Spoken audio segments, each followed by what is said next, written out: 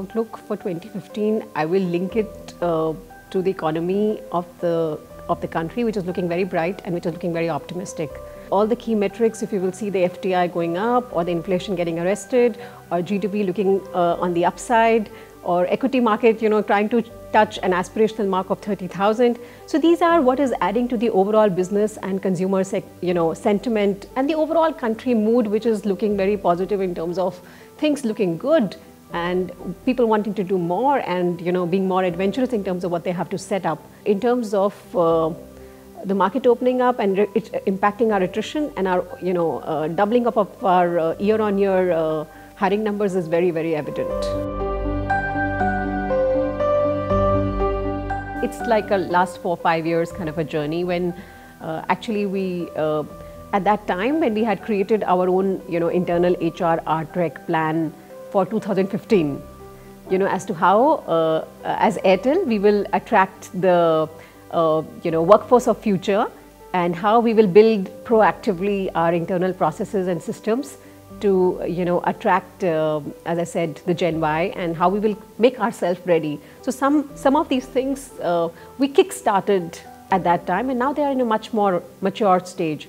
So if I will go back to social networking sites, so whether it's LinkedIn or it's Monster online, I think it was way back 4 years, 5 years back that we kick-started that that initiative. And ever since then, we have really matured. So for your Gen Y, for your leadership roles, which you're looking from, say, the likes of your premier campuses or your campus strategy, what they are looking for is really that right click of a match and their aspiration, how we are able to cater to their calling, if I may put it. So that becomes their big need for that segment of population. How we are able to create that empowering environment and that innovating environment for them to experiment and create and build new solutions becomes a core need to cater to. And as I said, the third segment, which is your generic mass, Gen Y, so which is where maybe their driver is more compensation, or they may be more, if I may say, price sensitive or cost, comp sensitive population could be one. I think talent dynamics, if I may use one word, which sometimes becomes is labeling, and that dynamics becomes a symptom for the internal labeling, which we directly, indirectly as organizations have indulged in.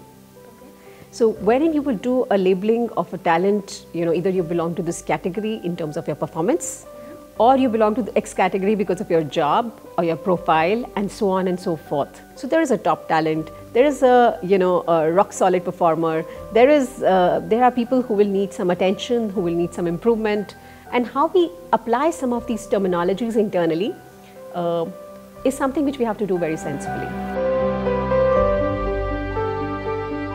Being from a telecom, when we launched our first mobile USSD based application, and we branded it internally as MHR services, and it was not just hiring, but it is about giving a lot of transparency to our internal employees. So you name it, and a whole host of their eligibilities in terms of their dues or their payroll, salary, and stuff like that on mobile, just using a shortcode based USSD based application. And it was very early on, I think in 2011 or so, when we launched our first internal employee app, which we branded as Alive, which gives complete transparency to internal policies. You can go through HR tips, you can go through opt for leave, opt for car hire, opt for, apply for approvals for your travel, etc. All that you can do through the mobile app. Analytics is insights. And I believe in a good blend of hunch and insight and data insight. So the two need to go together. It's not just going with either or. It's like an and story of hunch, which is more experience-based, which you hear, which you listen to when you're just walking the corridor. And the other is proactively doing your data analytics to come up with insights and marrying the two. And the depth of capturing that more professionally, more scientifically. So the scale and the scope of it, I think, has become much deeper, and which is true for us as well.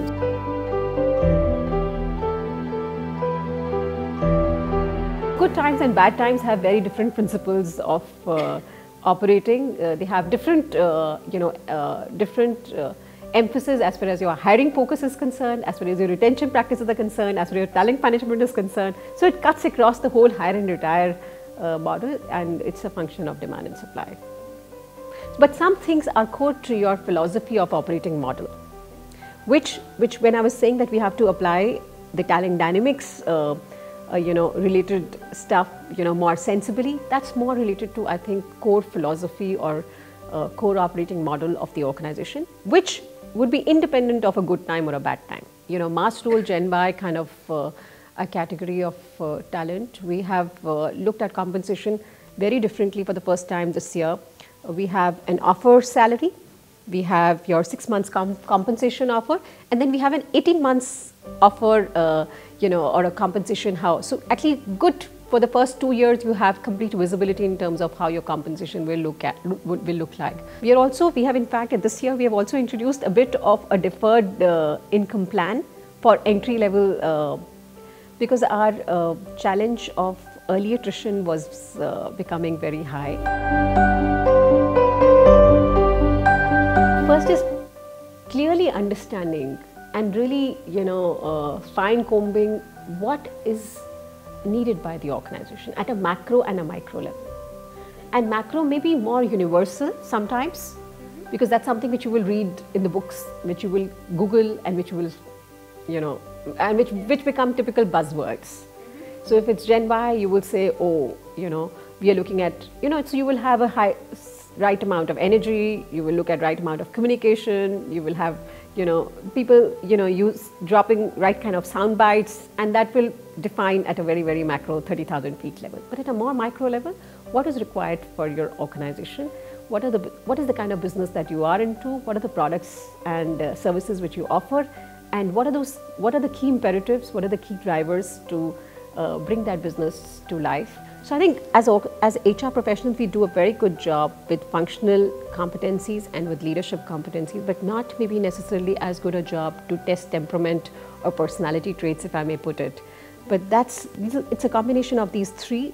If the training guys, I think the hiring guys really need to invest a lot of time in understanding and working with the business closely to articulate and to understand what is needed.